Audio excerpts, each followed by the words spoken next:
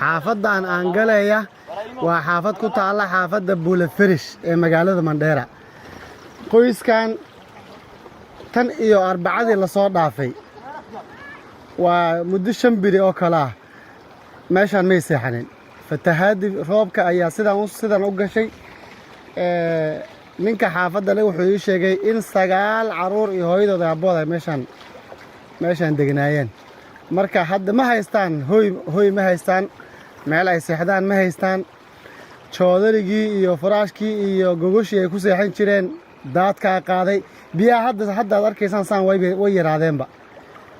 marka joodarigii, faraashkii, gogoshii ay ku seexan jireen daadka qaaday.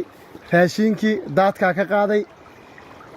meel ay seexdaan ma haystaan. tan iyo sidii fatahaada ay daadadka ay meeshan u maasheeyeen waxay seexanayeen deriska.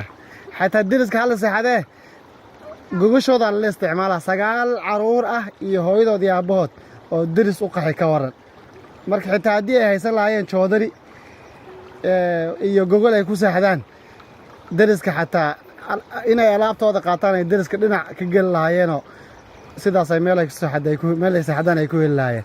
laakiin hadda joodarigii, faraashkii iyo gogoshii ay ku seexan jireen kulli daadkaa qaaday. caawinaad ay u baahan yihiin. asagaan nooga warrami doona. marka waad arkaysaan biyaha xaafadda dhex fadhiyo muddo oo 6 beri ah, taariikh 1 ilaa hadda iyo biyahan sidaa noo dhex jiifaan. waa lagti baa nagu soo jabsatay webigii. marka waa ilaahay maadiis naf un ma go'in, laakiin wax kaloo inoo reebeen ma laha. gogoshii bay naga qaadeen. guryihii waad arkaysaan meesha ay dhex yaallaan. alaabihii oo dhan bay naga qaaday. raashinkii waa nagala tageen. naf un baa nooga geeyey, wax kaloo hadda aan noo hari ma jirto. waad arkaysaan 6daas beri muslimka deriska yaa ilmaha dilkuuray yaa loola cararaa oo markay biyihii saas u yimaadaan habeenkii meelahay soo seexanayaan, subaxina meeshay ku soo laabtaan. xataa meel dab loogu shido ma laha. meeshana waxaa ku nool 9 caruura iyo hooyadood aabahood 11 qof. waa 11 marka qoys ka kooban, qoyska lama qaadi kara. haddii hadda aan raashinkannagi iyo alaabadannadii aan wadanno, xataa cidaha aan dhinac ka galno ka jiifanno, waxbay ahaan lahayd. wixii wax noo nool male. biyihii, raashinkii, alaabadii wixii o dhan biyihii baa nagala tegey. hooygii waad arkaysaan guryihii biyaha dhex jiifo. biyihii way socdaan habeenii maalin kala go' ma laha. meel la aada ma laha.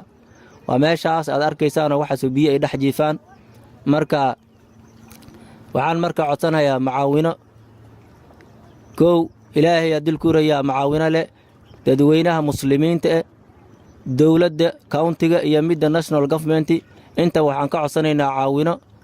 aa dilkuuraya in loo gargaara. wax lagu seexda male, raashiin male, meel lagu hoyda male. waad arkaysaan waa meeshaas biyaha ay dhex jiifaan. dad aa dilkuuraya hadda oo iska xamaalataan ee walba garab ku nool. xamaalkii waa baaba'ayo. hadday mar ay guryihii iyo wixii saas noqdeen iyo dhulka uu roob ka daay, meel loo xamaal taga xataa ma laha. marka wax la cunaaba lala'yo ilmihii marka wax dabka loogu shubo yaa lala'ye. sidaas darteed waxaan ka codsanaynaa dowladda countiga, muslimiinta dhammaan meel joogaan dal iyo dibadba, dowladda dhexe, mucaawino inay nala soo garab istaagaan oo naloo gargaara. sidaas ayaan codsanaynaa.